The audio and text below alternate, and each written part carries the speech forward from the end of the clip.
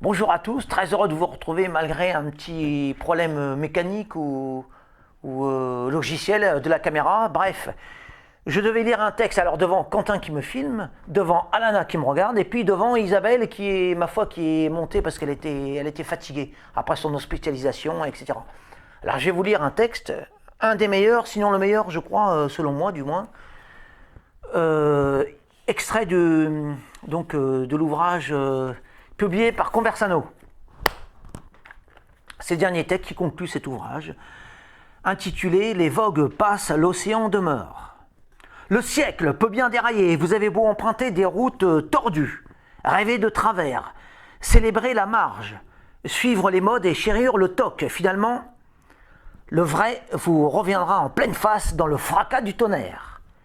Grisé par les fausses libertés, les évangiles éphémères, les diamants qui brillent comme des mensonges, illusion après illusion.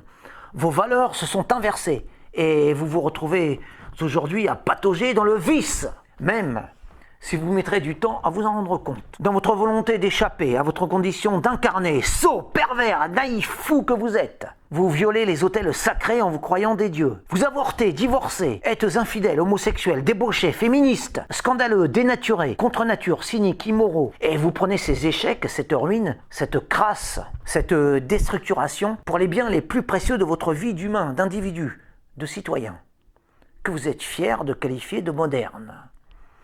Vous pensez être des hommes et des femmes libérés, alors que vous êtes les incarnations de la misère, du vide et de l'imbécilité.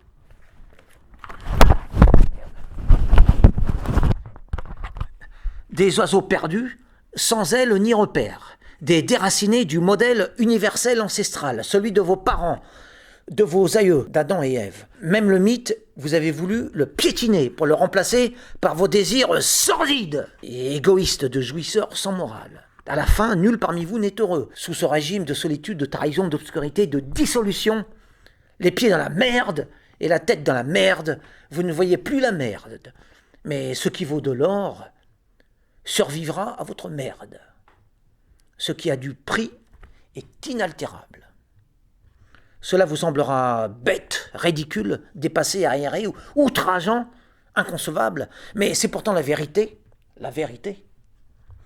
Le mariage, la préservation de la virginité, le respect de la vie embryonnaire, la fidélité, l'unité familiale, la femme au foyer, l'hétérosexualité, la maternité, l'éducation, la rigueur morale, la décence, les poupées pour les filles et les trains pour les garçons. Bref, tout ce qui vous fait horreur et rire, vous y reviendrez tôt ou tard, finalement, affamé de pain spirituel, assoiffé de sources claires, attiré par cette flamme immémoriale qui tous nous réchauffe et nous apporte de la lumière, ce que l'on nomme la civilisation. C'est vrai ce que j'ai dit, hein. C'est donc le dernier texte de mon... Bref, je vous l'ai dit tout à l'heure. Devant Quentin, devant Isabelle qui est en haut dans le lit, hein, qui m'entend de loin, et devant Alana qui me regarde, qui m'observe. J'ai dit ce que j'avais à dire, hein, droit dans l'objectif, qui déconne un peu, hein, je crois. Hein. Oui, il déconne là, il vivre un peu. Hein. Ça va. D'accord. Eh bien, parce que la vérité, elle doit être dite en face, elle doit être dite sans édulcoration, hein, sans concession, parce que la vérité, elle est par définition, comme je l'ai dit, par nature, elle est intégriste, elle est radicale, elle est extrême, c'est la vérité. 2 plus 2 font 4. Alors voilà, là, ce texte, je le dis justement précisément le jour des manifestations nationales des gauchistes, des féministes, hein, aujourd'hui, qui tentent de faire croire que les hétérosexuels, ils appellent ça des cisgenres, hein, que les hétérosexuels sont potentiellement tous des violeurs et des assassins de femmes. Voilà, ce qui est une malhonnêteté totale. Merci à tous, au revoir, et merci Quentin.